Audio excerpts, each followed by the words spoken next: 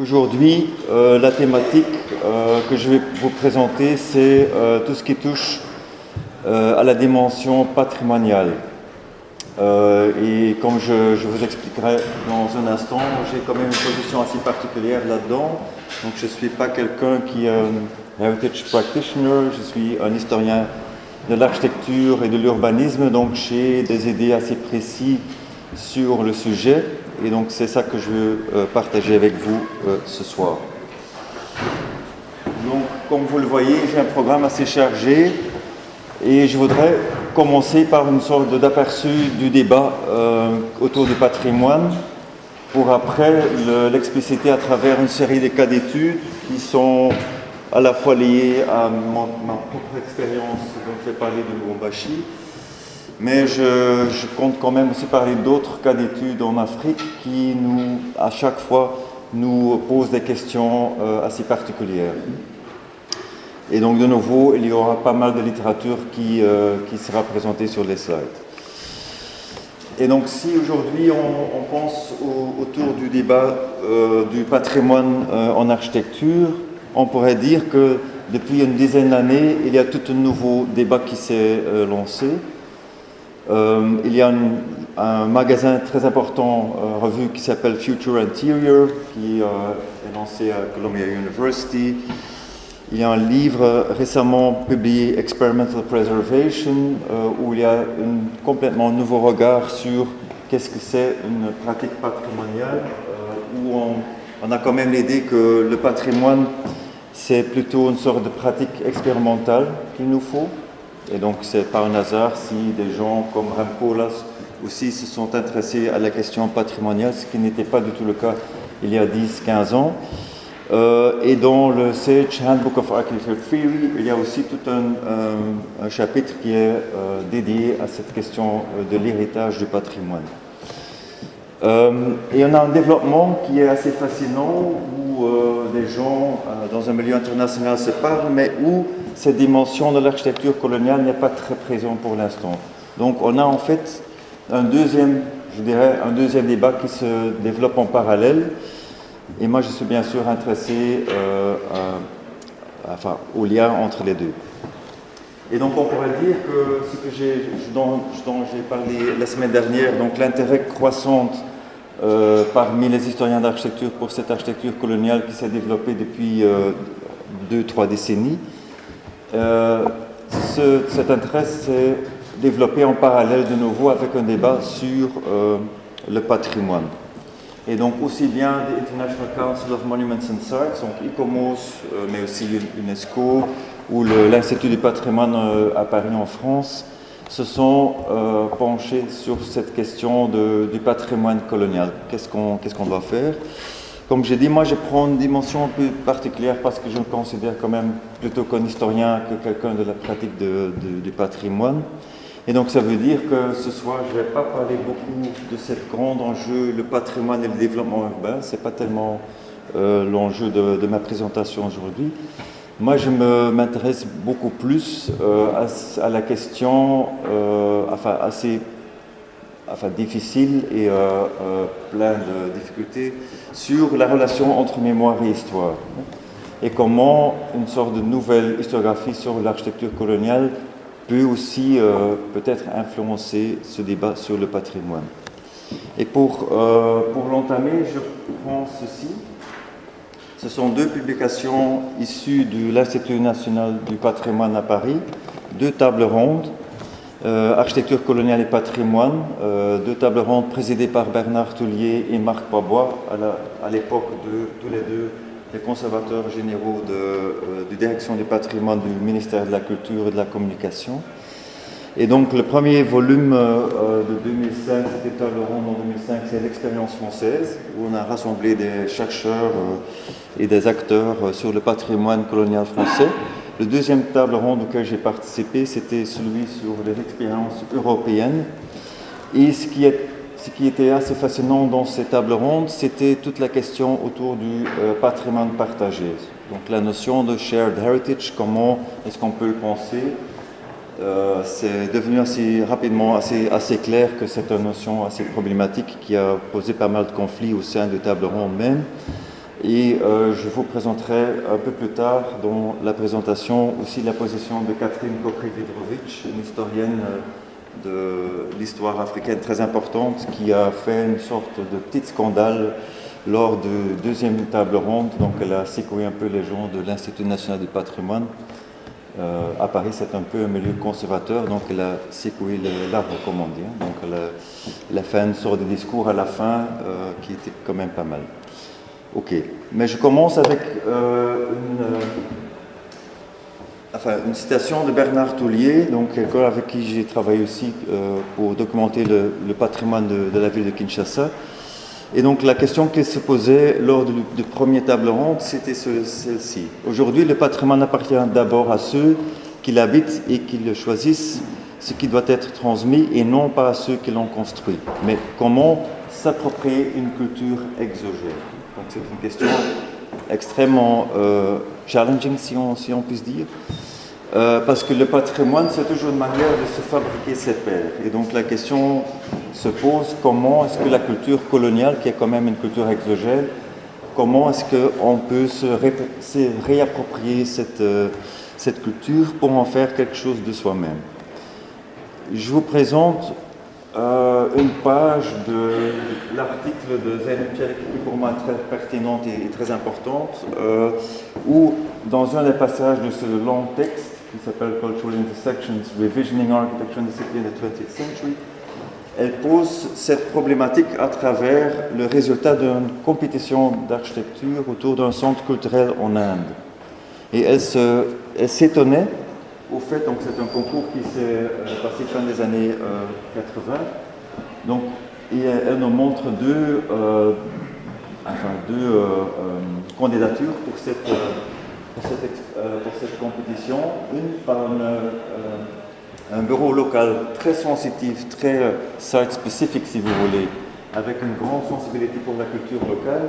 Et l'autre par plutôt un bureau étranger qui reprenait de façon assez directe et explicite la langage, c'est une sorte de version postmoderne, si on veut, du projet de Edwin Lutyens pour le Viceroy's House in New Delhi. Et donc la question qu'elle se pose, c'est mais comment c'est possible qu'on a choisi celui-là comme projet gagnant et pas celui-là qui semble beaucoup plus ancré dans la culture locale? Et donc elle se pose la question et elle se dit peut-être c'est parce que en fait ce qu'on est en train de regarder ici c'est un processus de réappropriation de la culture coloniale comme quelque chose qui appartient aussi à l'histoire des colonisés. Et donc elle dit pourquoi pas enfin. Donc on a toujours quand on regarde ce genre de choses on a peut-être une position biaisée nous-mêmes et on pense que peut-être celui-là est beaucoup mieux, mais en fait pourquoi pas se réapproprier cette culture exogène du colonisateur pour construire ses propres pairs. Pourquoi pas? Et donc c'est une question clé. Au cours des tables rondes dans l'Institut national du patrimoine, Mercedes Follet, une historienne dont j'ai parlé aussi la semaine dernière, donc spécialiste de l'architecture moderne en Égypte, pose une autre question. Elle pose la question sur l'histoire dissonante. Et donc ce qu'elle dit dans le débat sur le patrimoine, l'apport colonial soit dès lors de l'ordre du dissonant, à moins que ce soit plutôt parce que ce souci patrimonial heurte de plein fouet une question sensible en Europe même, celle du statut accordé à l'histoire coloniale, une histoire que l'on préfère au fond occulter plutôt que dévoiler. Donc il faut se rendre compte qu'elle écrit ça il y a 15 ans, donc en 2005. Et donc à cette époque-là, ICOMOS était en train de se mêler dans cette affaire du patrimoine colonial. Et ce qui est assez marrant et quand même un peu étonnant de voir, c'est que le comité qu'ils ont fondé pour traiter la question du patrimoine colonial était nommé au début Shared Colonial Heritage, mais après un an, ils ont changé le nom au Shared Built Heritage. Donc le mot colonial a disparu du label de ce comité. Moi, je trouve ça comme historien un peu problématique, parce que ça veut dire que tout le contexte dans lequel ce patrimoine a été construit et conçu et pensé est d'un seul coup complètement mis à côté. Si on regarde un peu les discussions internes au sein du comité des Commons, et c'était quand même des gens du Pays-Bas qui ont géré un peu ce comité, ce qui devient clair, c'est que l'élimination du mot colonial, ce n'était pas une question de sensibilité en Europe, c'était plutôt les acteurs des anciens territoires colonisés qui ont demandé d'éliminer cette dénomination. Pour dire que ce n'est qu'une partie de notre passé, donc il ne faut pas trop exagérer ce colonial.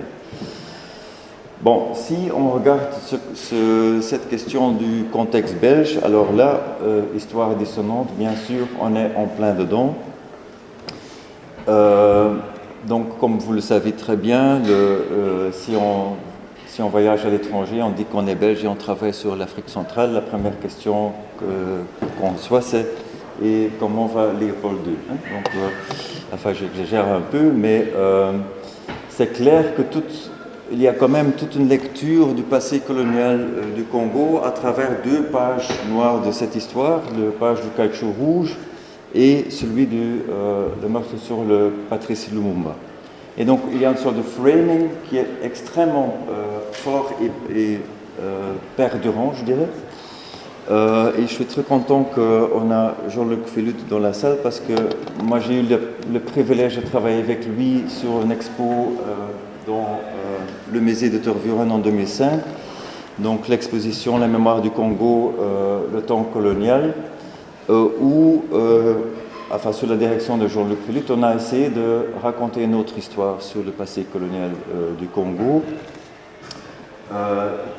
Moi j'étais extrêmement heurté de voir qu'il y a ce monsieur-là, monsieur Marc Renebo, qui disait dans le Standard, le moment où le nom de Jean-Luc était annoncé comme directeur scientifique de l'expo, que le musée avait fait l'erreur de nommer un retired professor, quelque chose quand même un peu... donc ils n'ont pas compris l'expertise de Jean-Luc. L'expo a été un grand succès au nombre de visiteurs, mais on a bien sûr aussi eu pas mal de critiques. Et ce qui était assez fascinant, et donc ça nous met directement sur une question clé, sur whose heritage are we talking about? Le moment de vernissage, donc il y avait un grand vernissage, il y avait une foule énorme, et donc le moment de vernissage, le 3 février 2005, il y a dans la salle d'un seul coup tous les journalistes qui commencent à regarder leur téléphone parce qu'apparemment à Kinshasa il y avait un événement qui se faisait. Donc le ministère de la Culture à l'époque, Christophe Mozungu, avait replacé le statue équestre de Léopold II au sein du centre-ville de Kinshasa.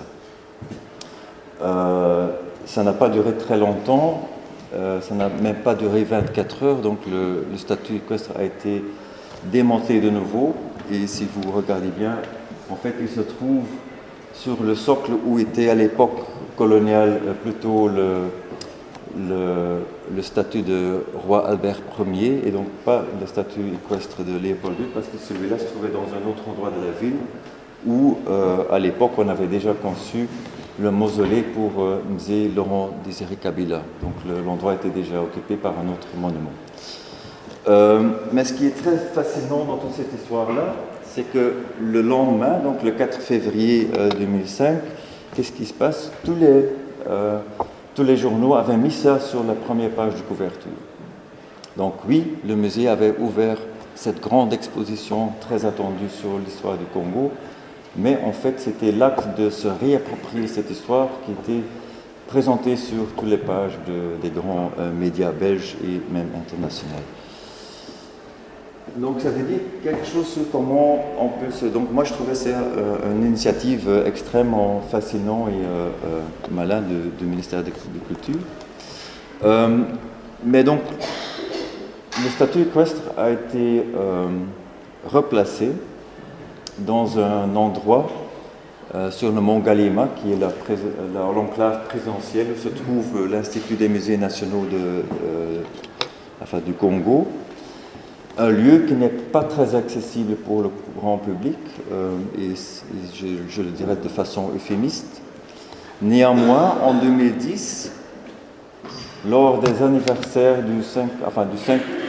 l'anniversaire du 50e anniversaire de l'indépendance du Congo. Qu'est-ce qui se passe? On commence à rassembler plusieurs statues coloniaux dans l'enceinte de l'Institut des musées nationaux et on fait un petit parc thématique financé par le MONUSCO, donc les forces armées des Nations Unies. Donc la question qui se pose bien sûr, mais qu'est-ce qui se passe? Donc qui profite de ce genre de theme park? Si vous sachez que, enfin, dans la distribution spatiale de Kinshasa, on est quand même dans un endroit très éloigné des anciennes cités indigènes, comme on disait à l'époque, dans un enclave présidentielle où il faut négocier son entrée à travers les gardes présidentielles. Donc c'est pas du tout un lieu public. Donc c'est un peu bizarre de faire ce genre d'initiative là-bas. Donc la question de nouveau de whose heritage are we talking about devient très pertinente ici. Le statut Costa de Léopold II, bien sûr, continue à secouer les esprits. Le statut ici à Bruxelles a été victime, entre guillemets, de plusieurs actions contestataires. Et donc, il y a tout un débat autour de ces monuments coloniaux en Belgique. Qu'est-ce qu'on doit en faire? Est-ce qu'on doit les enlever aussi? Est-ce qu'il y a d'autres manières à repenser leur futur? La même chose pour le musée de Toveren, qui reste quand même le lieu mémoire par excellence sur la colonisation belge. Et ce qui me gêne dans toutes ces discussions, c'est que j'ai l'impression qu'il y a toute une recherche historique qui n'arrive pas à un grand public et qu'on est en train de voir une sorte de instrumentalization of history qui me gêne beaucoup. Et donc je vais vous donner un exemple. Donc aujourd'hui, dans le débat du Decolonizing Belgium, ça devient de plus en plus difficile, comme en blanc d'âge moyenne, comme moi-même, de s'exprimer. Donc il y a eu pas mal de critiques sur le livre de David van Rijbroek. Okay. Moi je ne les partage pas tous, bien sûr. Mais par exemple, je vous montre ceci. Je ne sais pas si vous êtes au courant il y a quelques gens dans la salle qui savent très bien de quoi je parle. Donc ceci, Wanneer we spreken over kolonisatie, ça existe aussi en français.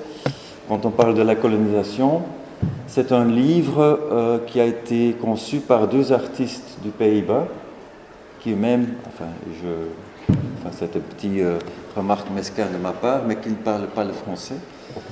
Et donc qui ont lu un texte d'un historien de Louvain qui s'appelle Idisbald Schoderis, où il dit que le débat sur le passé colonial en Flandre est biaisé parce que les voix congolais n'arrivent pas sur le forum. Comme si les gens en Flandre ne lisent pas le français. Enfin, soit. Donc leur idée était de rassembler des textes de 5 historiens congolais, de les traduire en irlandais, d'en faire un livre. Et donc le livre est très beau, c'est un très beau objet. Et avec ce livre, ils font le voyage de toutes les institutions culturelles en Flandre et aux Pays-Bas pour réclamer une sorte de decolonizing the cultural institution. Moi, je trouve ça un peu instrumentalizing history. Pourquoi? Parce que je trouve que ça part d'une pensée très binaire. Donc c'est remplacer les voix blancs par des voix noires. Tandis qu'il y a toute une production extrêmement intéressante qui a été publiée dans la série de cahiers africains publiés par l'Harmattan et le musée de Toveren, où des historiens congolais, et notamment des gens qui sont inclus dans ce volume, ont fait des edited volumes avec des voix de toute une multitude de personnages. Et le sous-titre, c'est souvent « Mélange eurafricain ». Moi, je trouve ça une position beaucoup plus pertinente et beaucoup plus, je dirais, constructive. Donc, quand le livre est sorti, j'étais très fâché et donc j'ai fait un petit expo dans notre bibliothèque d'architecture à Gand où j'ai essayé de à la fois faire une sorte d'essai de decolonizing notre bibliothèque parce que oui, c'est vrai, notre bibliothèque d'architecture elle est extrêmement eurocentrique, oui bien sûr, Mais j'ai aussi essayé de montrer des livres des gens qui font une histoire du passé colonial du Congo que je trouve très important et qui ne sont pas connus non plus en Flandre. Et donc ce livre-là, je ne sais pas qui a lu ce livre dans la salle, et donc on a l'auteur ici avec nous. Ce livre n'a pas eu un compte rendu, sauf que je me trompe, dans un média flamand. Tandis que je trouve que c'est un des meilleurs livres qu'on peut lire pour l'instant. Le travail de Nancy Hunt, extrêmement fascinant. Est-ce que les gens en Flandre le lisent? Non, pas tellement. Je me demande si les gens dans la partie de francophone le lisent. Ça reste des livres qui parlent aux experts, mais qui serait très important de divulguer auprès d'un public là. Moi, je suis extrêmement jaloux de ce titre fascinant, A Nervous State. Donc, comment est-ce qu'on peut regarder et lire la colonisation belge à travers ce prisme de A Nervous State.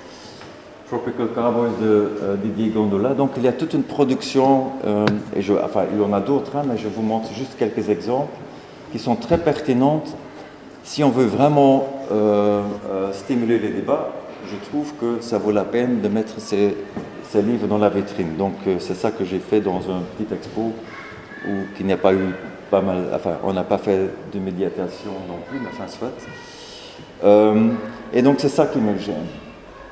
Et donc, si ce livre vient de paraître, je ne sais pas si des gens dans la salle l'ont lu, de Matthew Stannard. Moi, je trouve le livre de nouveau beaucoup trop descriptif et pas, je dirais, pas une sorte de position articulée d'un historien qui prend une sorte de position assez claire et articulée sur cette question du passé colonial. Donc, je pense qu'on a besoin d'un pendant belge de ce livre de Catherine Kokry-Vidrovich, Enjeux politiques de l'histoire coloniale. C'est un tout petit livre, mais très illuminant sur tout le débat en France sur le passé colonial et comment il y a vraiment une sorte d'instrumentalisation de l'histoire. Et donc un livre qui m'a toujours beaucoup stimulé, et la position de l'auteur aussi, c'est ce roman de Inkoli Jean Bouffal, qui s'appelle Congo Incorporated, le testament de Bismarck. C'est déjà pas mal que ce n'est pas le testament de Léopold II, mais c'est le testament de Bismarck. Et donc, dans un interview sur la télé française avec l'auteur, il disait, voilà, pour moi, je pense qu'il faut aller au-delà de la culpabilité, parce que je trouve que tout le débat est un peu biaisé et ne va nulle part, parce qu'on est en train de partir de cette position de culpabilité. Je trouve qu'il faut l'abandonner. Donc il faut arrêter avec cette notion de culpabilité. Et peut-être alors là, on pourrait commencer un dialogue sérieux. Et donc pour moi, je m'appuie sur cette position pour essayer de faire un travail qui va au-delà de cette culpabilité. Je trouve que le débat aujourd'hui sur Decolonizing Belgium rentre de nouveau dans cette notion de culpabilité et je trouve que ça nous aide pas tellement. Ok, je retourne sur cette question whose heritage. J'ai pas inventé cette notion moi-même, bien sûr. Enfin, je suis quelqu'un qui lit des livres. Donc, Stuart Hall, qui est un penseur dans les cultural studies qui est très proéminent, a publié un texte en 2002 déjà sur le patrimoine et les discussions autour du heritage dans le Royaume-Uni. Et donc, il pose des questions qui sont en première vue très simples, mais qui sont en fait des questions clés et très compliquées. Donc, whose heritage are we actually talking about? Donc, comme vous le savez, dans les Royaumes-Unis, il y a un très fort lobby sur le heritage, mais qui ne prend pas en compte, et c'était ça la critique de Hall, toute cette société, on dirait aujourd'hui, super diverse de Royaume-Uni. Donc, c'est pour qui, c'est pour quel but, et qui est concerné par cet heritage. Et donc, il posait ces questions-là, et je trouve que si on rentre dans le contexte colonial et postcolonial, ce sont des questions clés. Et pour moi, ce sont des questions qui nous permettent d'aller au-delà d'une sorte de lecture binaire du patrimoine. Et donc, pour le faire, et donc je vais montrer à travers le cas de Lubumbashi comment j'ai essayé de répondre à ces questions-là. Parce que je pense que l'architecture, comme un historien d'architecture, est un clé pour aller au-delà de cette question binaire. Donc pour moi, ce qui était très important dans toutes ces discussions autour du patrimoine, c'était à la fois comment elle est liée à cette question de historiographie que j'ai évoquée la semaine dernière, mais aussi comment on peut penser le patrimoine architectural et les bâtiments bâtis à travers une dimension intangible. Et donc c'est cette notion de lieu de mémoire qui devient importante. Et donc si on retourne dans le débat sur le mouvement moderne en architecture, et donc je parle ici de DOCOMOMO, de Documentation and Conservation of the Modern Movement, cette institution internationale, elle a une sorte, enfin elle avait au début, donc elle a été fondée dans les années 80, elle avait au début une sorte de position assez stricte, je dirais, sur comment on définit la valeur d'un bâtiment. The level of innovation on technical, aesthetic or social aspects. Is it an icon, is it ordinary, and is it of local, national or international value? Et donc, au sein de DOCOMOMO, moi j'étais très content de pouvoir voir cette évolution vraiment au sein de l'Institut Soperi. Il y avait sous la présidence de Maristella Casciato, une historienne d'architecture italienne extrêmement brillante. Donc, elle a ouvert ce débat sur DOCOMOMO et sur sa position vis-à-vis du patrimoine, en essayant de briser un peu cette position sur la convention de l'architecture moderne. Et donc elle a publié avec Emily Dorgex un livre qui s'appelle Modern Architecture, The Rise of a Heritage. Ça existe aussi en version française. Et donc elle m'avait invité de participer à ce volume, et donc j'ai écrit un texte qui s'appelle Momo Architecture in the Heart of Darkness, Challenges in the Documentation and Conservation of the Modern Heritage in Central Africa. Et donc j'ai pris l'occasion pour en fait évoquer ma propre position. Ma propre position est très influencée par la position de Régent Legault. De nouveau, un historien d'architecture, spécialiste de l'emploi du matériau dans l'avant-garde des années 20, quelqu'un qui enseigne dans une école à Montréal qui est spécialisée dans la conservation du Modern Movement Architecture, et donc qui dit, voilà, si on est historien d'architecture, il faut faire attention comment on se laisse utiliser dans tout ce débat sur le patrimoine, parce qu'il y a toujours dans le travail de l'historien, surtout quand il se mêle avec des questions patrimoniales, une tension entre ce qu'il appelle a discourse of knowledge and a discourse of action. Et donc, il fait un plaidoyer pour rester du côté du discourse of knowledge. Ce que l'historien doit faire, c'est de faire de bonnes histoires. C'est pas faire une histoire qui va sauver un bâtiment nécessairement. C'est vraiment le devoir de l'historien de raconter l'émergence d'un bâtiment ou d'un projet ou qu'est-ce que je sais, mais sans nécessairement l'orienter vers la protection d'un... Ça, c'est pas le devoir d'un historien. Parce que ce qu'il dit, il faut accepter que les historiens d'architecture n'ont qu'un voix. Et si autrefois, et surtout dans le début de DOCOMOMO, les historiens d'architecture étaient instrumentalisés pour écrire des histoires qui allaient alors sauver des bâtiments, il dit c'est pas ça qu'il faut faire. Parce que heritage, ce n'est rien d'autre qu'un social construct. Et c'est quelque chose qui n'est pas statique, mais c'est quelque chose qui est dynamique. Et donc une fois que tu acceptes cela, tu te rends compte que tu peux jouer dans ce jeu-là, mais tu n'auras jamais la position du truth. Tu n'es pas celui qui a le jugement définitif. Et donc ça, c'est quand même c'était une position au sein de DOCOMOMO qui était quand même un peu contestée. Donc il y a des gens qui ont fondé DOCOMOMO qui n'étaient pas très contents. Donc j'ai une fois essayé de mettre autour de la table Wessel de Jong et Régent Legault. Wessel n'a pas accepté l'invitation parce qu'il était un peu... il trouvait que c'était assez difficile, tandis qu'ils se connaissent très bien, mais enfin, il n'a pas voulu. Donc, finalement, au lieu d'avoir une sorte d'interview qu'on a édité, on a deux textes séparés des deux.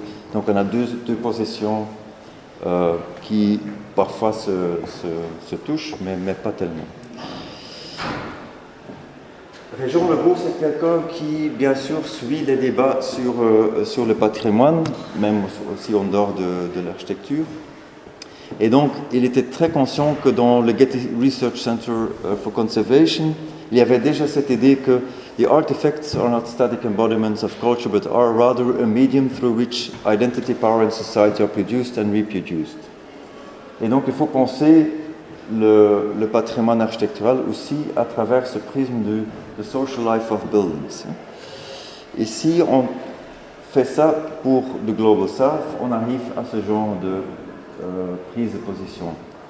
On invente toujours le patrimoine. Et il faut en être assez conscient.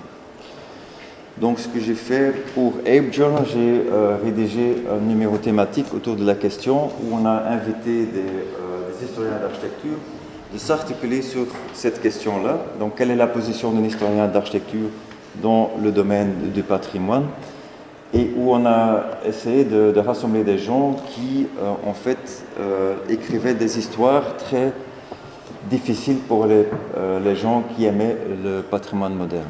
Donc, l'exemple sur la couverture, le Wertmuller Center, c'est un bâtiment brutaliste au sein du Cape Town, South Africa.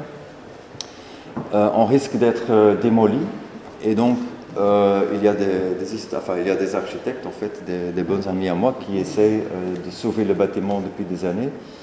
Et donc j'ai invité une historienne d'architecture d'écrire vraiment tout ce débat. Et donc ce qu'elle a montré de façon explicite, c'est en fait que les architectes ont construit et ont inventé des récits pour sauver le bâtiment qui était en fait au contraire avec le contexte dans lequel le projet a été conçu. Ouais. Ça, je pense, c'est le devoir d'un historien, d'être le mesquin et déposer des choses difficiles. Je retourne vers cette notion de patrimoine intangible, parce que ça aussi, au sein de l'UNESCO, on a quand même tout ce mouvement entre le patrimoine tangible et celui qui est intangible. Et donc, Catherine Koch-Witorovich, qui a participé à cette table ronde sur l'architecture coloniale et patrimoine en 2006, donc dans son discours final, ce qu'elle la gênait beaucoup, c'était que la mémoire était pas très explicite dans tout ce débat. Et donc, elle disait, je trouve qu'il y a un devoir de mémoire à faire. Et donc, c'est pas de la domaine du moral, mais c'est de la domaine du travail. Donc ça devient le devoir de l'historien et aussi du citoyen. Réhabiliter le patrimoine colonial, elle disait, ce n'est pas porter sur lui un jugement de valeur implicite. C'est plus exactement accepter d'intégrer cette partie du passé national comme les autres. Et donc, pour moi, c'était des interventions très importantes. Donc, quand je vais parler de Lubumbashi, je vais vous montrer la pensée sur le lieu mémoire qui a été quand même, pour moi, une découverte parce que je ne connaissais pas à l'époque. Et donc cette idée que le lieu de mémoire, c'est quelque chose que nous, historiens d'architecture, peuvent utiliser, je trouve que c'est très important. Et donc comment est-ce que Pierre Nora le définit? Et je m'excuse, j'ai la définition anglaise, j'aurais dû avoir celui en français, mais soit.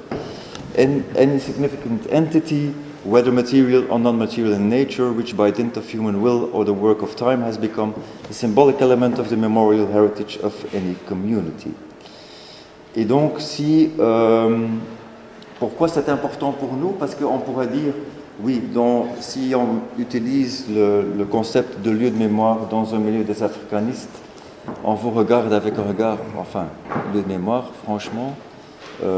Dans 7 volumes, Pierre Nora a dédié un chapitre à l'histoire coloniale française. Donc le concept n'est pas très populaire auprès des africanistes.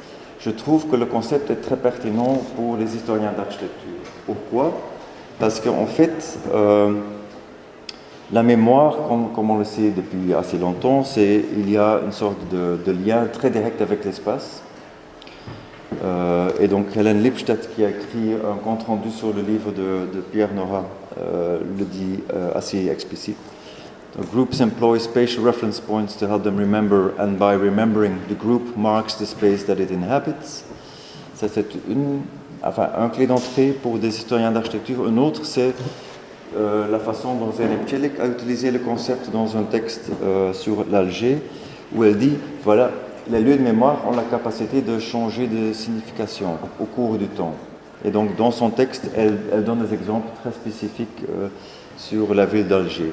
Donc, the symbolic sites for the colonizer culture continue to maintain their significance in the post-colonial era as their capacity to change and acquire new meanings allow them to act as places of memory for the colonized. Donc, si on prend ça et si on essaie d'inclure une dimension intangible dans nos histoires, on arrive à une autre façon de penser le patrimoine. Et un livre que je trouve très fascinant dans ce domaine-là, c'est ceci. C'est pas très connu, mais c'est de nouveau quelqu'un de l'Afrique du Sud, Ilse Wolf, un architecte qui a fait un livre sur un bâtiment moderniste au sein du Cape Town. C'est une ancienne usine de textile, Rex Trueform, où elle fait à la fois, parce que c'est quelqu'un qui est très actif dans le domaine, dans le milieu de Docomomo, South Africa. Donc elle fait une analyse du bâtiment, mais elle fait aussi toute l'analyse l'histoire sociale du bâtiment. Donc elle a interviewé pas mal de travailleurs, par exemple, pour écrire une histoire sur ce bâtiment qui est beaucoup plus peaufiné et qui nous pose beaucoup d'autres questions que si c'était un narratif conventionnel de Docomomo. Donc il y a toute une action vers essayer de comprendre les histoires, les stories qu'on peut raconter sur un bâtiment. Autre exemple, je vous montre un projet qui a été initié par des gens dans le Technical University de Berlin, en Allemagne, qui ont fait un projet autour du Heritage from Below en collaboration avec des gens de Dar es Salaam. Et donc on a étudié deux villes, donc Dar es Salaam et Berlin. On a fait une série de conférences, de workshops, et où ils ont évoqué toute une série de techniques et méthodologies qui vous permettent de raconter les deux villes et le valeur patrimoniale de leur paysage urbain de façon différente, et en situational wandering, et donc le dérive comme méthode pour découvrir d'autres, pas nécessairement lieux de mémoire, mais d'autres lieux patrimoniaux.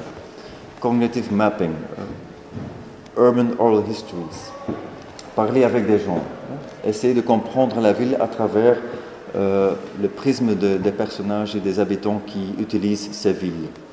Telling stories, question the institution, political collages. Donc je vous montre juste quelques pages du livre, des objets qui sont très parlants. Donc ici on est à Berlin, on a une sorte de boîte de biscuits qui est très liée au passé colonial, bien sûr.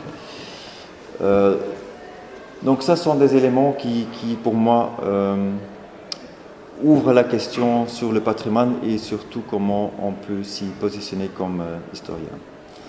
Donc je vous montre comment cette pensée a été...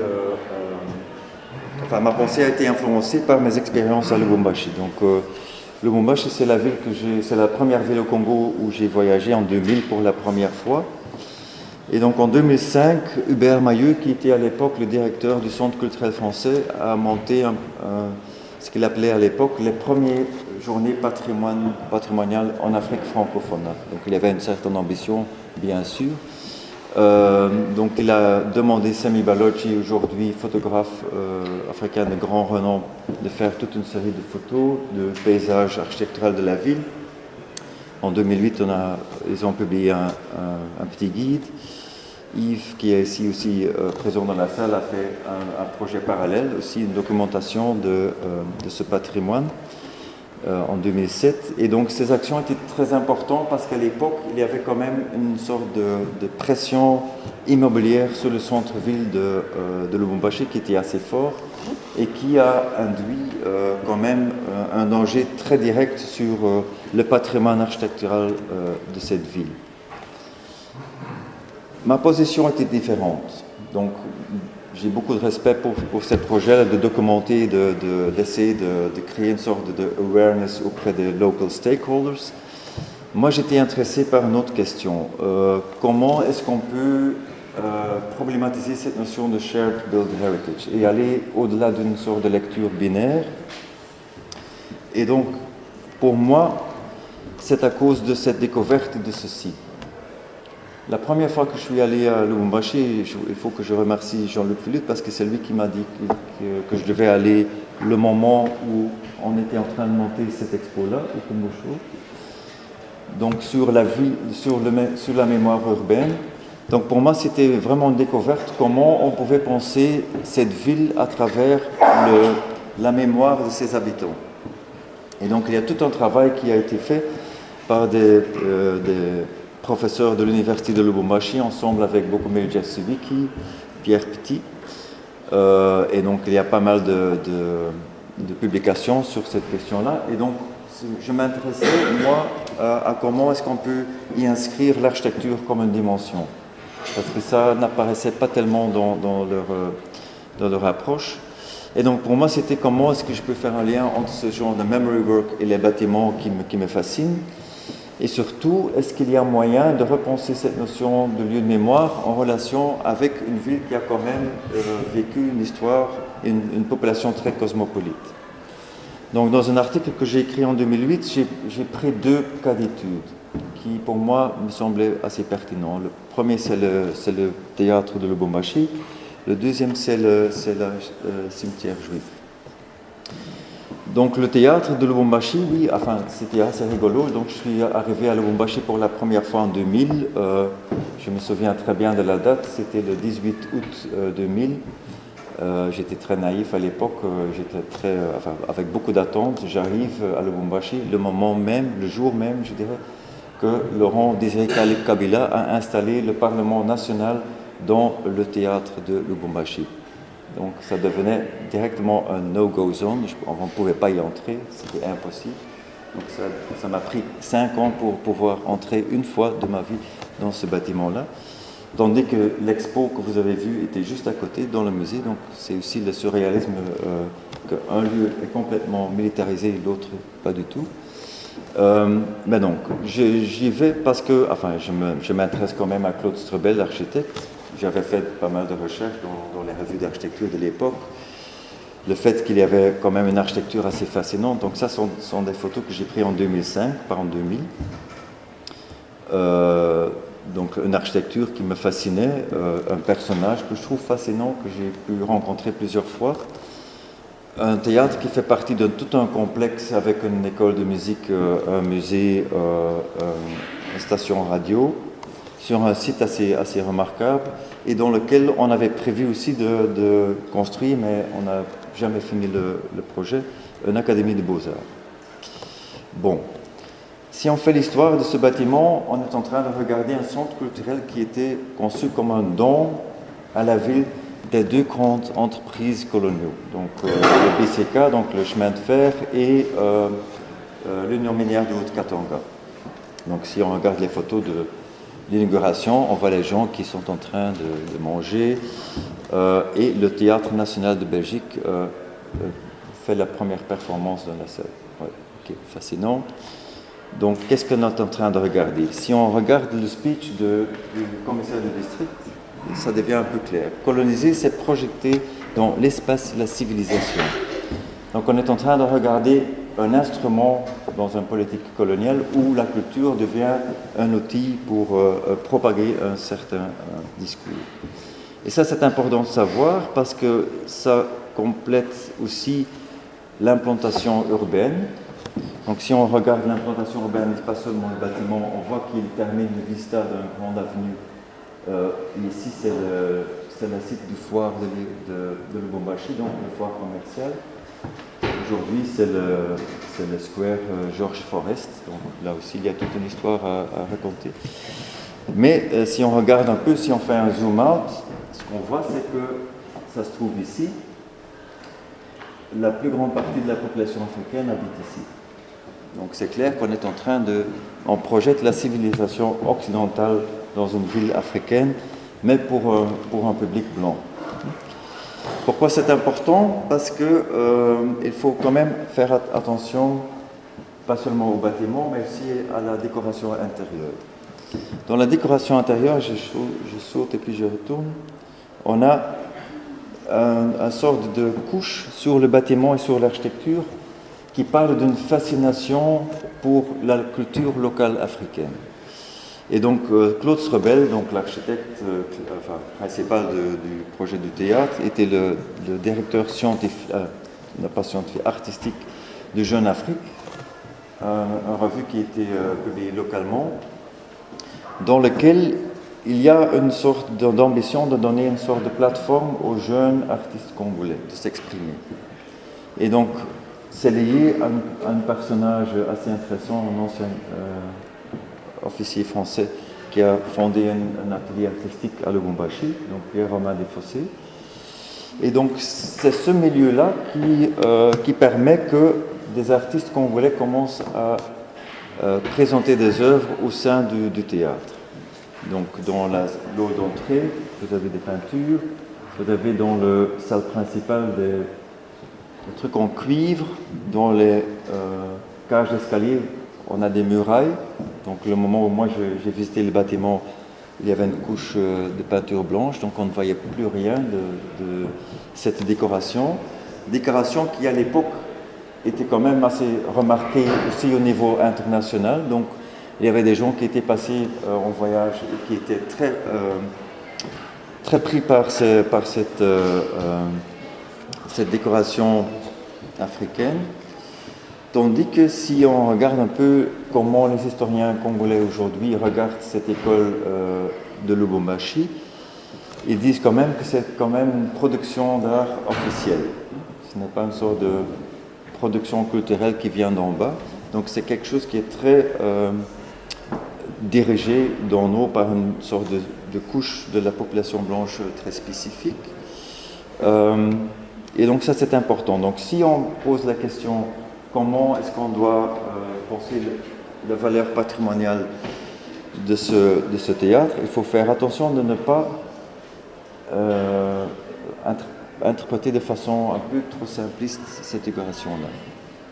Donc est-ce que ça vaut la peine de retourner à cette muraille? La question se pose, whose heritage are we talking about? Donc qui sera concerné par ceci? Donc c'est pour ça que le travail d'un historien est important. Aussi parce que le bâtiment a été politisé directement après 60. Donc Moïse Tshombe a installé le Parlement du Katanga indépendant dans ce théâtre. Et donc c'est devenu le symbole en quelque sorte de cette indépendance du Katanga. Si on regarde toute une série de peintures de peintres dites populaires, Chibamba Kandamatulu, il y a une peinture citée dans cette série qui dit voilà, le 11 juillet 1961, et on voit le théâtre. Le Katanga devient indépendant. En fait, il faudrait qu'il avait mis 60, mais c'est pas grave. Donc ça veut dire que d'un seul coup, ce bâtiment, et donc ça c'est ce que dit Zeynep Çelik sur le lieu de mémoire, ici on voit que par cet acte d'installer le Parlement katangais dans ce bâtiment et de le mettre sur le billet du Katanga indépendant, le bâtiment change de signification considérablement. Donc si on pense à une valeur patrimoniale, ces choses-là deviennent importantes. D'autant plus que le moment où Mobutu essaie de contrer l'indépendance katangaise, qu'est-ce qu'il fait? Il rebaptise le bâtiment, il lui donne le nom, le bâtiment du 30 juin. Donc pas le bâtiment du 11 juillet, mais celui du 30 juin. Donc il essaie de réinscrire le bâtiment dans un discours nationaliste. Donc le 18 août 2000, le jour où j'arrive pour mon premier voyage, ceci se passe. Donc Laurent Désiré Kabila installe le Parlement national pendant, je pense, quelques mois ou moins d'un an. Et finalement, aujourd'hui, il y a la province katangaise à son Parlement là-dedans. Et ça c'est de nouveau dépassé parce que la province katangaise a été divisée en 4 il y a 2 ans, donc ça devient une histoire très compliquée. Donc pour moi, ajouter ces couches-là devient très important. Donc si j'étais arrivé la première fois à Lubumbashi pour voir ce bâtiment fait par le maître Claude Srebel, aujourd'hui je trouve que cette histoire-là est beaucoup plus intéressante. Ok, deuxième cas, le cimetière juif. Et donc j'ai pris cette photo vraiment avec un agenda très spécifique parce qu'on est dans le cimetière juif qui se trouve tout près du site industriel de Lubumbashi, donc un peu en dehors de la ville. Mais ce qu'on voit dans le fond, et c'est pour ça que j'ai pris cette photo, c'est l'église orthodoxe grecque. Donc ce qui m'intéresse dans ce site-là, c'est la question de nouveau, c'est whose heritage are we talking about? Donc on avait entamé toute une recherche sur Lubumbashi comme une ville qui est construite par des gens d'ailleurs, donc pas par les Belges, mais par les Portugais, les Grecs, une communauté juive, etc. Donc parce que c'est lié à ce réseau de connexion vers l'Afrique australe. Et donc si on commence à regarder le paysage urbain de Lubumbashi comme ça, et pas comme un paysage urbain justement conçu par l'union minière, l'État et l'Église catholique, l'histoire devient plus compliquée et ça se voit dans le paysage urbain. Donc ici, ce qu'on a, c'est une sorte d'aperçu démographique de Lubumbashi fin des années 40, je m'excuse, qui montre toute la complexité de la composition de cette population. Et ça se voit dans le paysage urbain. Donc on se promène dans la ville et d'un seul coup on voit le consulat italien, on voit l'église orthodoxe grecque, on voit les synagogues. Les synagogues en soi, de nouveau, si on prend une sorte de position conventionnelle de Koumou, on pourrait dire oui, c'est très intéressant, Raymond Cloquet, c'est un architecte vraiment de valeur nationale, peut-être plus, c'est quelqu'un qui a écrit des articles très pertinents sur l'architecture au Congo. Mais ce qui est assez important, c'est un lieu de mémoire pour la population juive. La synagogue est vide depuis plusieurs décennies et quand même, c'est la communauté juive qui a toujours la synagogue dans sa propriété. Donc ils n'ont jamais voulu vendre la synagogue. Donc ça dit quelque chose. Mais ce qui me frappe surtout, c'est le cimetière juif. Pourquoi? Parce qu'il y a quelqu'un, un ancien monsieur de la communauté juive de Lubumbashi, qui habite Bruxelles maintenant, qui a mis, il y a presque 10 ans, un site web sur le réseau Internet, sur le cimetière d'Elisabethville. Et en fait, on pourrait dire que c'est une sorte de lieu de mémoire virtuel. Donc, il documente toute la tombe et le site web, et je n'ai pas l'impression que ça a vraiment marché comme ça, mais l'idée c'était quand même, voilà, je vous documente ceci et je vous invite de nous envoyer vos histoires personnelles sur chaque personnage. Il y a vraiment des personnages extrêmement fascinants. Donc je vous montre ce tombe-là. Benjamin Granat, né à Jérusalem, vous voyez la date, décédé à Londres, entré à Lubumbashi. Bon, il y a des histoires à raconter. La question se pose bien sûr, whose heritage are we talking about? Est-ce que la population louchoise est vraiment concernée? Pas tellement, je dirais. Qui est concernée, c'est la diaspora juive, qui a vécu sa jeunesse à Lubumbashi et qui a une sorte de lien émotionnel avec ce lieu-là. Bon, donc ça pour moi c'était une façon d'essayer de penser ce problème du patrimoine, mais à travers bien sûr une sorte d'agenda historiographique, bien sûr. Ok, si je prends un cas qui sans doute est connu par plusieurs d'entre vous, c'est le cas d'Asmara, donc ville en Érythrée, en Afrique de l'Est. Et donc ce livre qui date de 2003 présente cette ville comme Africa's Secret Modernist City. Donc ça c'est le sous-titre du livre. One of the most important and exciting architectural discoveries of recent years. Bon. Et donc le discours est très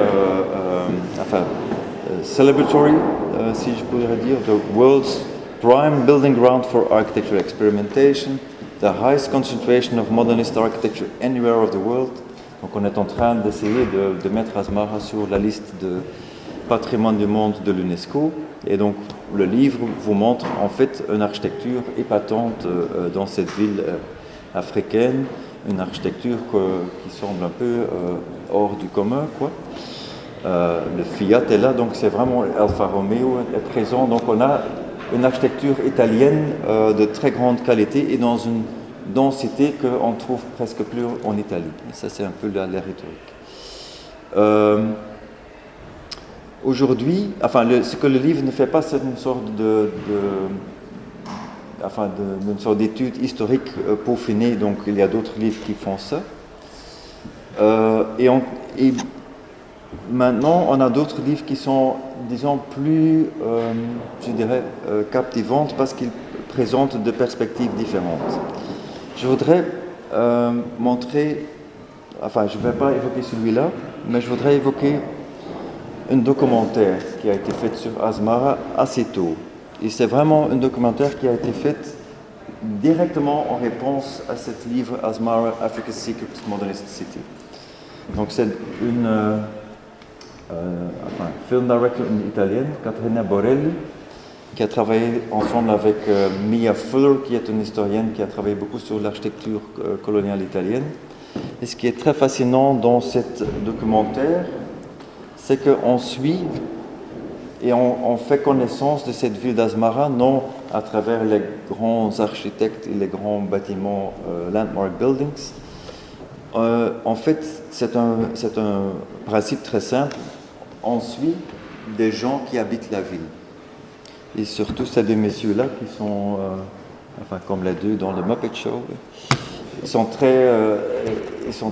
extrêmement fascinants. Donc ils vous apportent dans des lieux qui sont extrêmement fascinants, mais qui ne sont complètement absentes du livre de Dennison. Donc ils vous montrent par exemple un slum area de Asmara où tous les cabanes sont construites à travers des pièces de métal qui faisaient partie de oil rigs, des containers de l'huile. Et donc, il y a quand même une sorte de façon très différente. Et donc ici, cette notion de lieu de mémoire devient très clé. Parce que les gens vous amènent dans des endroits qui sont pour eux pertinents dans leur vie quotidienne, mais qui sont des endroits et des espaces très concrets. Donc il y a par exemple un monsieur qui vous emmène vers le grand escalier en face de l'université.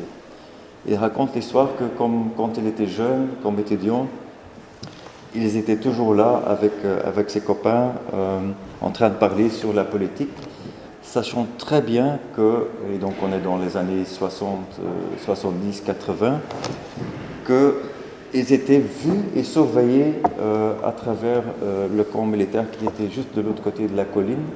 Mais donc pour eux, c'était très important de faire le statement, voilà, les escaliers de l'université nous appartiennent. Et donc même si le bâtiment de l'université peut être intéressant au niveau architectural, c'est ce genre de récit que je trouve qui ajoute pas mal de contexte. Et si on lit le review de Zoe Strotter, qui est une africaniste, sur le documentaire, vous comprenez bien que, en fait, pour elle, c'est un modèle comment on peut raconter l'histoire d'une ville et son patrimoine. Donc il y a aussi un site web, donc si vous êtes intéressé, vous pouvez aller en live. On va sauter à Casablanca, et là de nouveau on rencontre un monsieur que vous allez rencontrer d'ici quelques semaines, Jean-Louis Cohen, qui a écrit ce magnifique livre sur Casablanca, où il documente et puis fait une étude très peaufinée sur l'architecture et l'urbanisme de cette ville.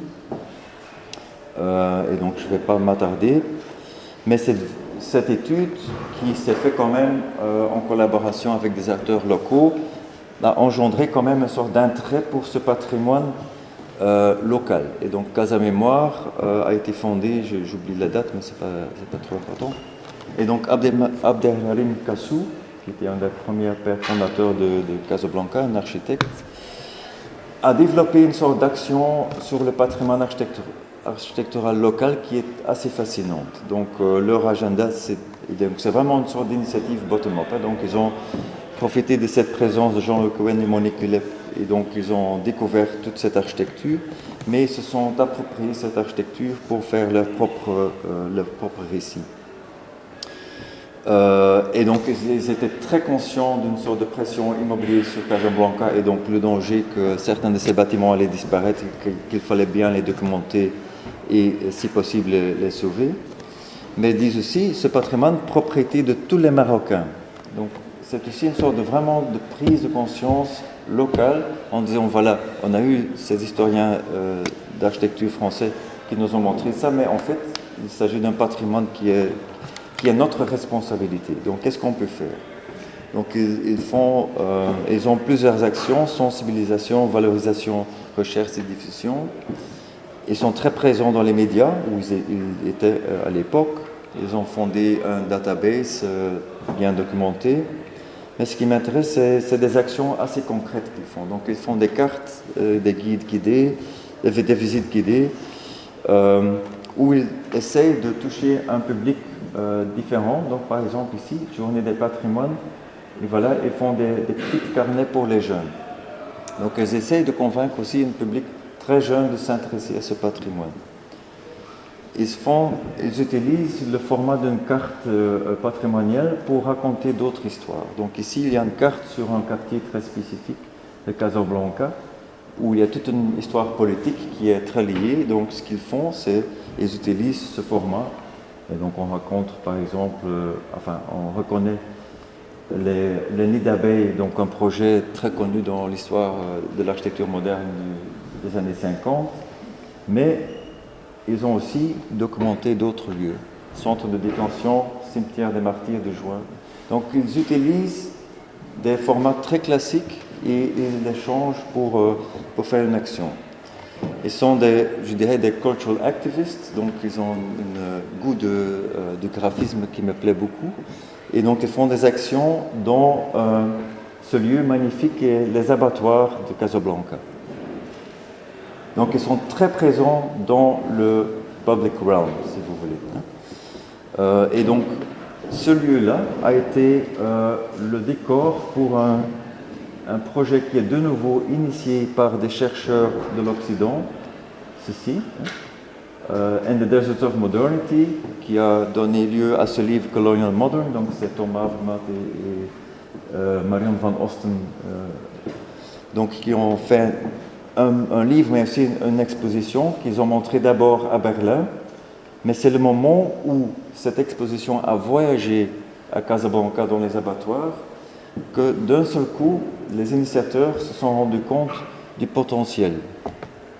Parce que le moment où ils ont commencé à installer cette expo dans les abattoirs de Casablanca, d'un seul coup, ils ont vu que la population locale était en fait très intéressée, que les personnes âgées qui avaient vécu l'origine de ces projets emmenaient leurs petits-enfants dans le lieu pour leur donner leur histoire personnelle, et que les deux agents de sécurité qui étaient engagés pour sécuriser l'exposition se sont transformés de façon autonome en guides.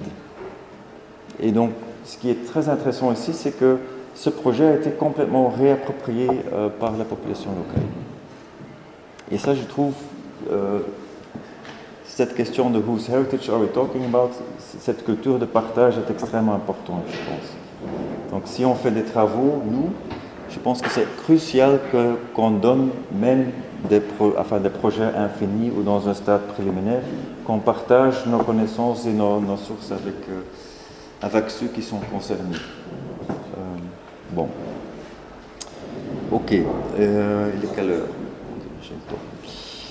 Je saute de Casablanca au Caire.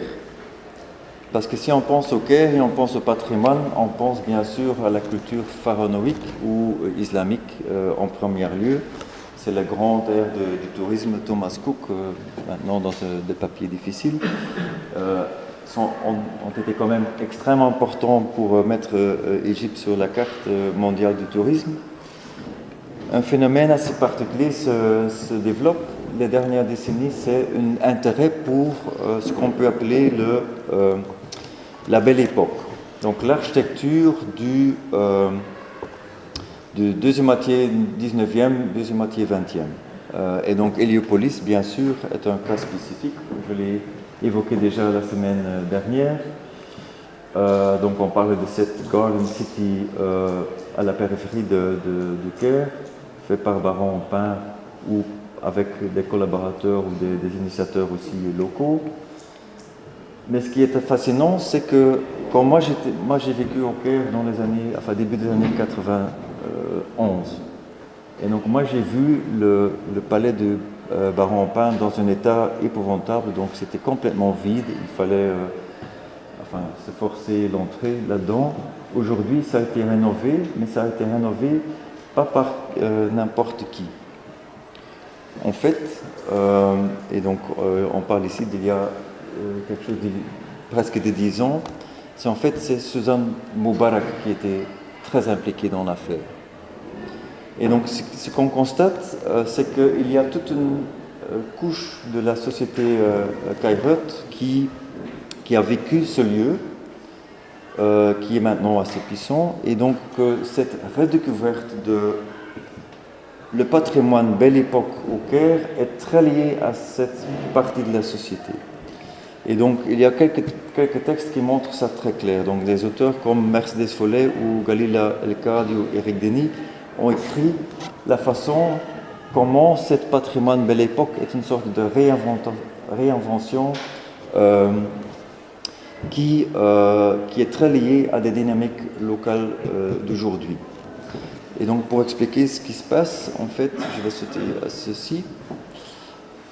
Pourquoi est-ce que d'un seul coup, cette époque très spécifique du début du XXe au Caire suscite de l'intérêt?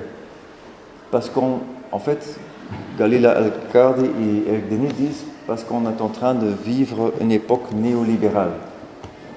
Et donc la couche de la société Kairos qui s'intéresse à ce passé, ils s'intéressent à ce passé parce qu'ils sont en train de trouver dans le passé quelque chose qui est une sorte de façon de légitimer leur propre position. Et donc, ce qu'elle dit, El-Kadi dit, who look back at this era not as one of colonial monarchical decline, but as proud of a proud moment of Egypt's urban rebirth, when liberal, le mot libéral est important, nationalist movements emerged and important modernist, secular, literary, social and cultural experiments were generated. Donc, il ne s'agit pas d'une sorte de découverte d'un patrimoine qui a été initié par des experts qui venaient d'ailleurs. Non, ce sont en fait des initiatives qui sont menées par des Égyptiens qui sont en train de chercher une époque où cette urban modernity a émergé, une urban modernity qui essaie de s'installer eux-mêmes. Et donc Eric Denis dit la même chose. C'est assez remarquable que des agents immobiliers puissants en Égypte regardent aussi à ce passé-là et commencent à faire de la publicité pour des gated communities en utilisant le nom des Héliopolis ou des noms des acteurs de l'époque pour vendre en fait cette idée de vous pouvez vivre dans tout confort de nouveau dans le désert. Et donc il y a une sorte de mécanisme ici extrêmement fascinant qui se fait. Donc il y a cette notion de cette redécouverte de l'époque, Belle Époque. Il y a aussi une redécouverte, on pourrait dire, de ce patrimoine du Modern Movement. Et donc un livre qui est sorti récemment, 2015, qui est le résultat d'une sorte de summer school initiée par deux jeunes chercheuses, Vittoria Capresi et Barbara Pampe. Donc Discovering Downtown Cairo, Architecture and Stories prend le format classique d'un guide d'architecture avec des promenades où il montre des bâtiments extrêmement fascinants. Comme moi, j'ai vécu au Caire, il y avait presque personne qui regardait ces bâtiments-là. Mais ce qu'ils font, et ça c'est intéressant, ils à la fois documentent cette architecture en faisant des dessins, en prenant des photos, et en rassemblant des narratives des habitants. Et ce qui est fascinant dans ce contexte-là, c'est que le livre a été publié en 2015, donc après le Arab Spring. Et donc si tu lis le livre, dans quelques cas, on a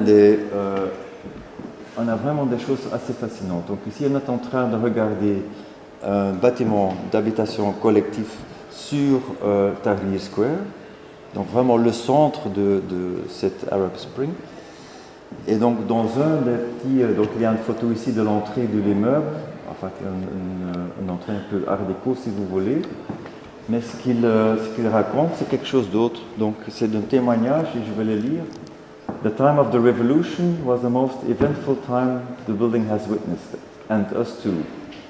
The entrance of the building was used for storing emergency kits and medications for the hospital. We were only attacked once by thugs, but we locked the doors and kept them out.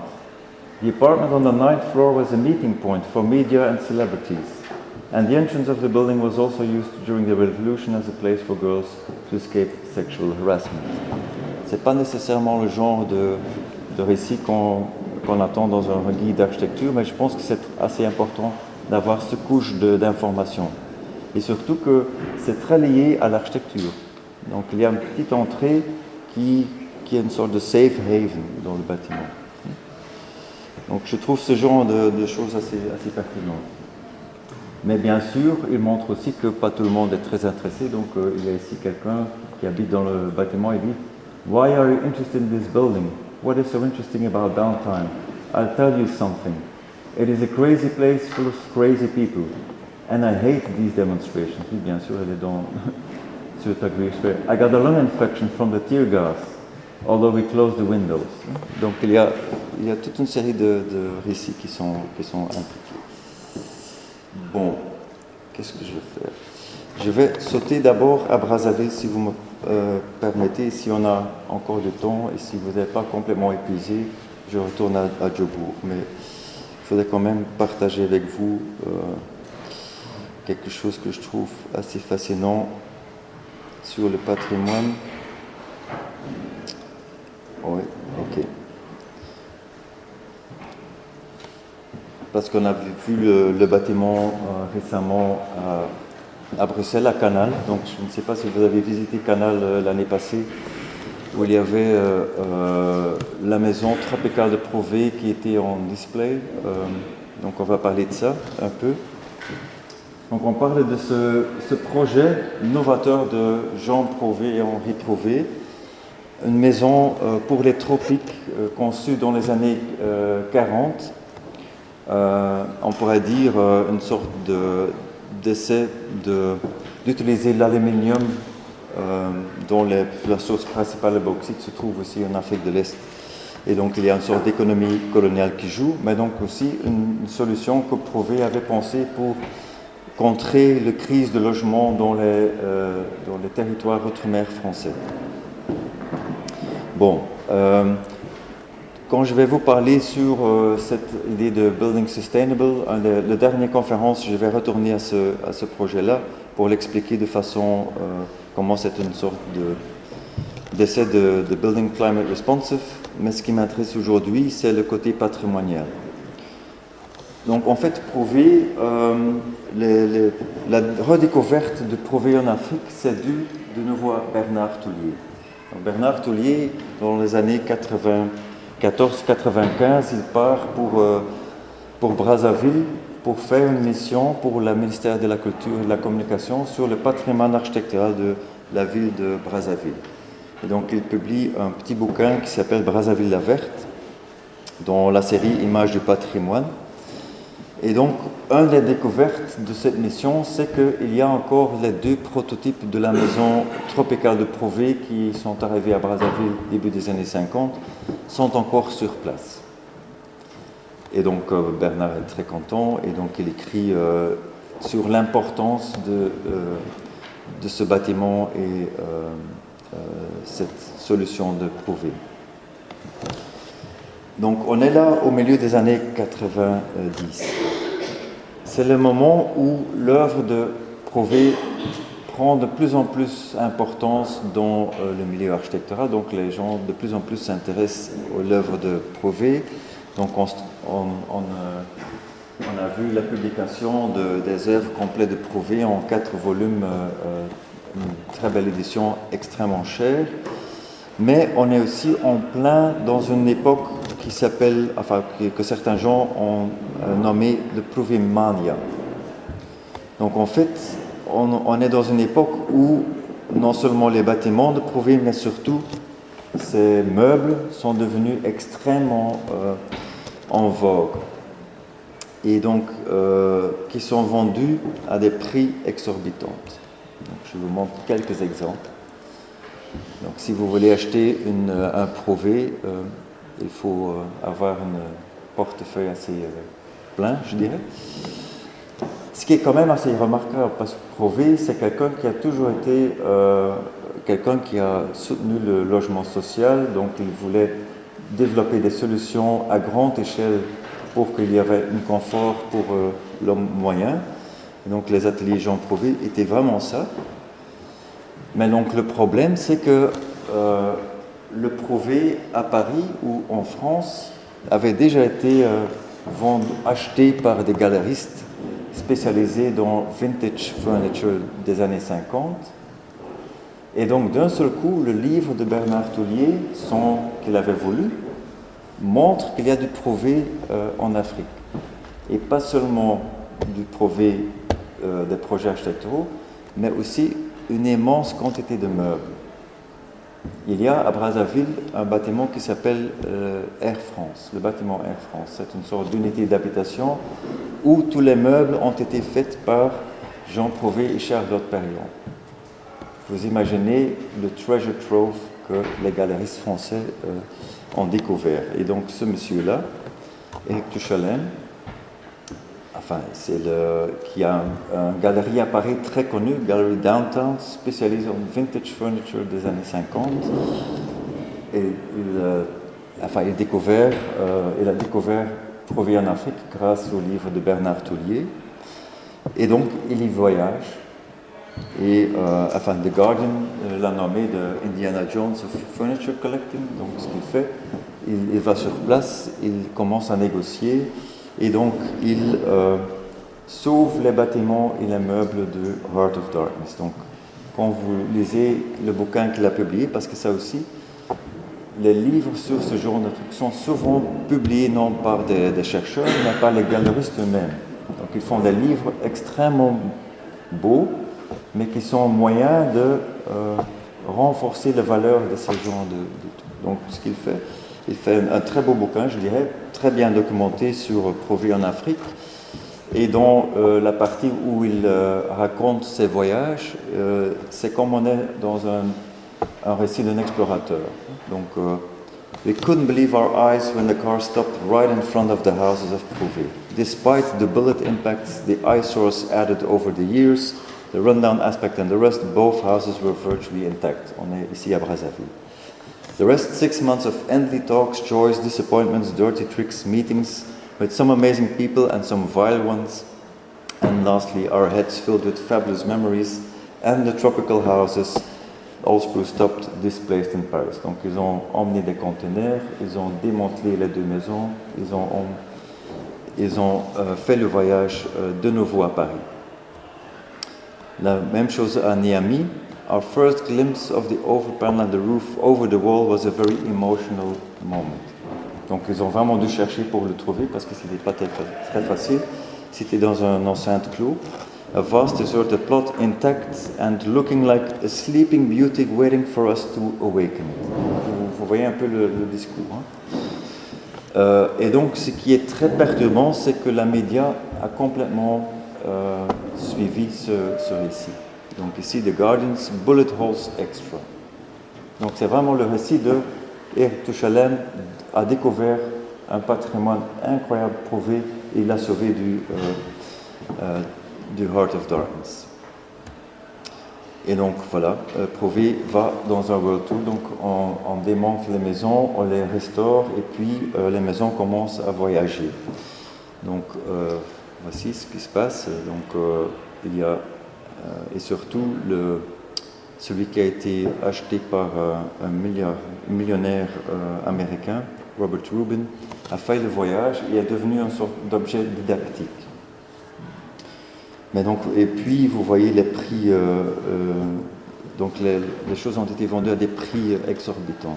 Mais donc, d'un seul coup, ce projet qui est un prototype, mais qui devait en fait être conçu à une échelle énorme pour vraiment répondre à cette crise de logement, est devenu un objet de design d'une valeur extrême.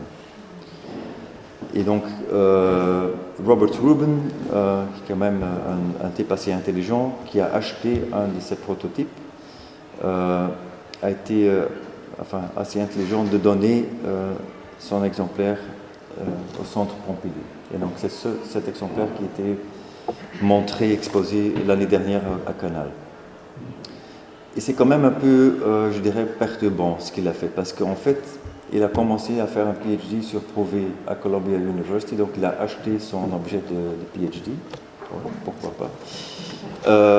Et donc il a publié pas mal de textes autour de la restauration de ce projet.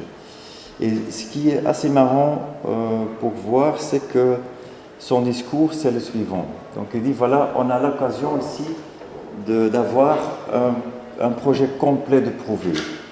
Parce que comme le marché du Prouvé est tellement populaire, il y a beaucoup de projets architecturaux de Prouvé qui ont été complètement démantelés. Donc c'est vrai que dans les galeries parisiennes, vous pouvez acheter un Louvre amovible de Prouvé, ou vous pouvez acheter un bac autoportant. Ce sont devenus des pièces qui se vendent de façon autonome. Et donc, il a voulu acheter la maison pour montrer le génie de Prouvé et de présenter ça dans différents instituts culturels et des musées, pour vraiment apprendre aux gens le génie le génie constructif de Prouvé, de façon très direct. Donc, par exemple, ici, et ça vous pouvez trouver à YouTube. Donc, et on a fait une exposition sur Prouvé en Afrique à Yale University. Et donc, un des éléments de l'exposition, c'était le montage du maison tropicale. Ça a été filmé et donc ça devient une sorte de lieu didactique.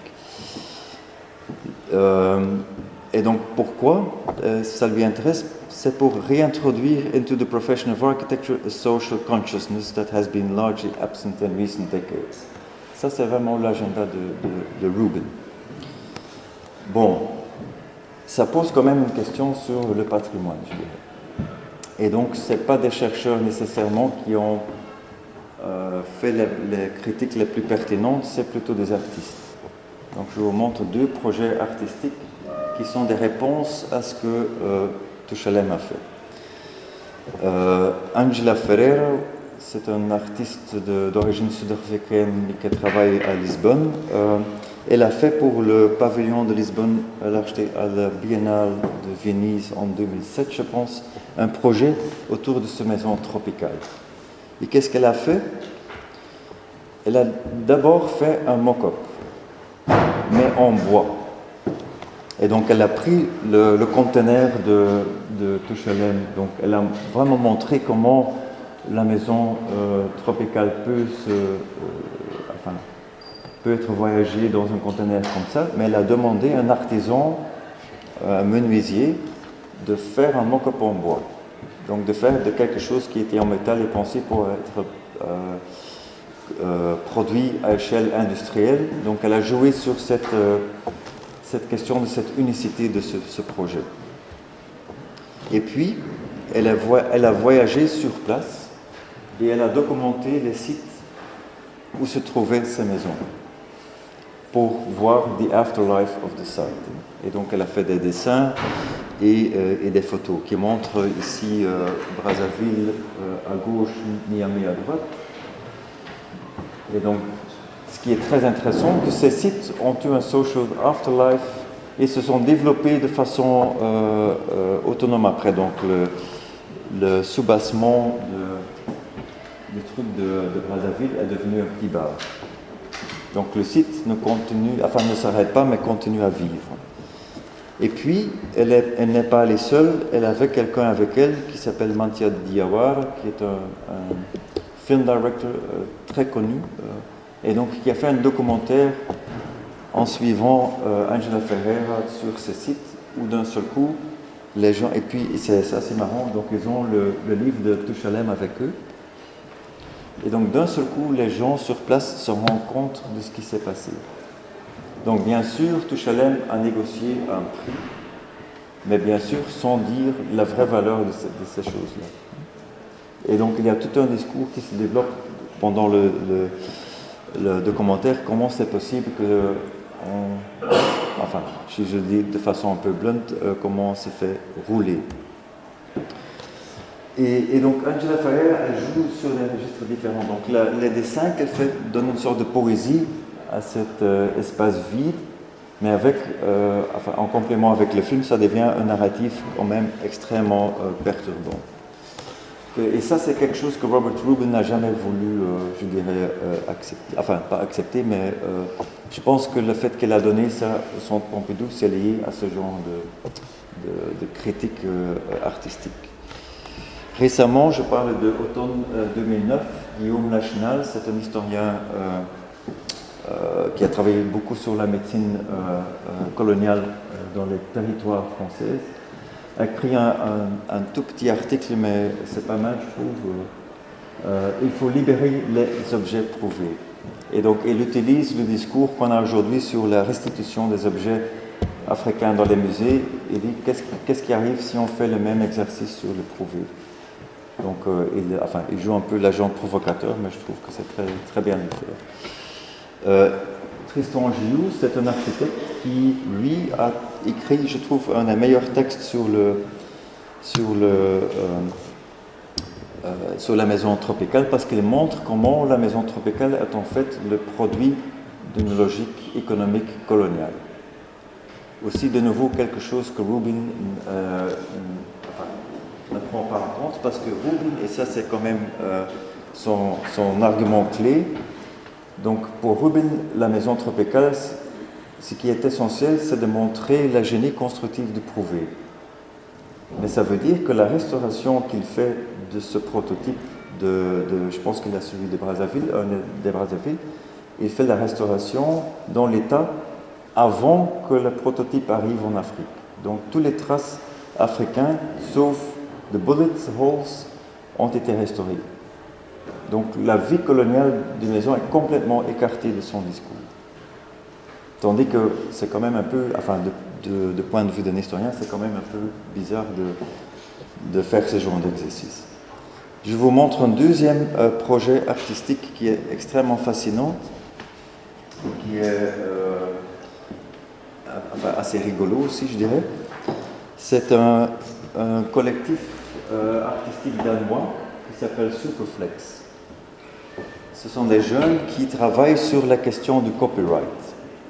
Donc tout leur travail est sur essayer de faire des projets artistiques qui essayent de trouver les limites, où est-ce qu'on peut copier et où est-ce qu'on arrive dans une zone grise enfin juridique, je dirais. Et donc par exemple, ils ont fait tout un expo avec un modèle de chaise de Arno Jacobsen, mais en changeant un tout petit peu le profil, ils échappent tout le copyright.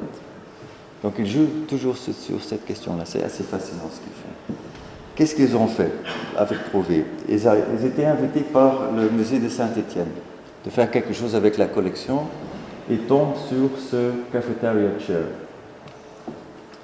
Et donc ils disent, c'est intéressant, donc on a de nouveau une sorte d'objet pensé sur grande échelle, très populaire, bon marché, qui est devenu un design object extrêmement de très haute valeur. Donc ce qu'on va faire, on va faire quelque chose avec.